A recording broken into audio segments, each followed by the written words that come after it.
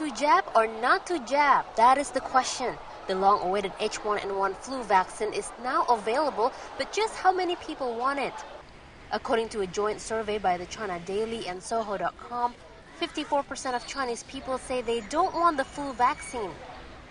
I don't think old men and children should take it, in case it causes a secondary infection.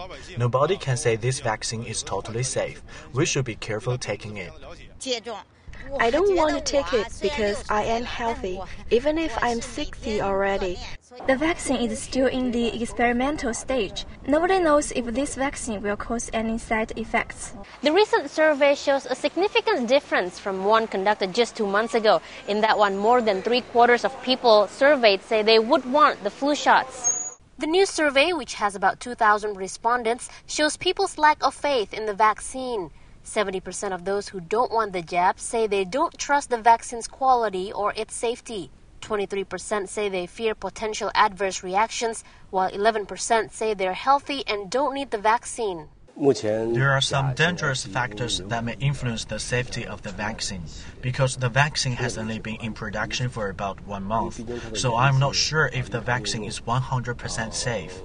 As for Dr. Liu, he says he doesn't plan to get the vaccine or let his children receive it. And he adds the virus has the potential to mutate, so even after getting the vaccine, one can still be at risk of getting the flu. What this means is the effectiveness of the vaccine still needs to be evaluated. He also says the flu vaccine is linked to Guillain-Barré syndrome, or GBS, a neurological disorder that causes temporary paralysis.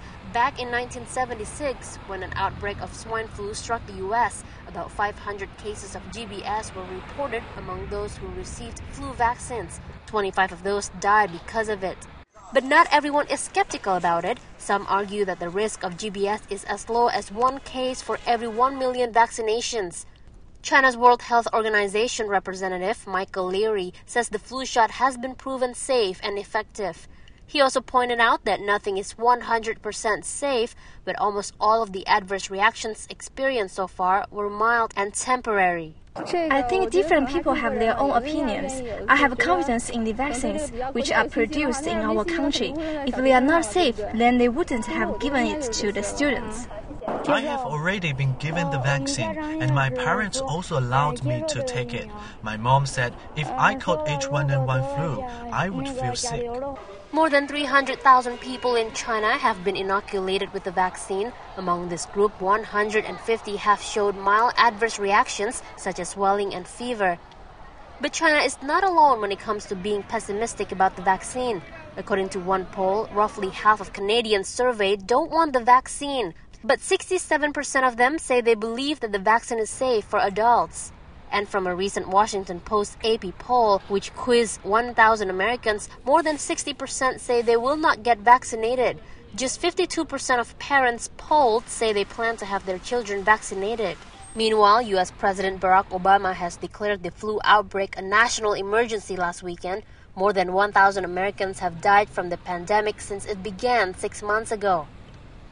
Back in China, the government has warned that the battle against the flu is extremely grim after Beijing reported its first death case on Tuesday, which was also the 4th on the mainland. The Ministry of Health says there are now more than 42,000 cases of H1N1 flu in the country, with hundreds being added every day. Sylvia Gunawan, BON.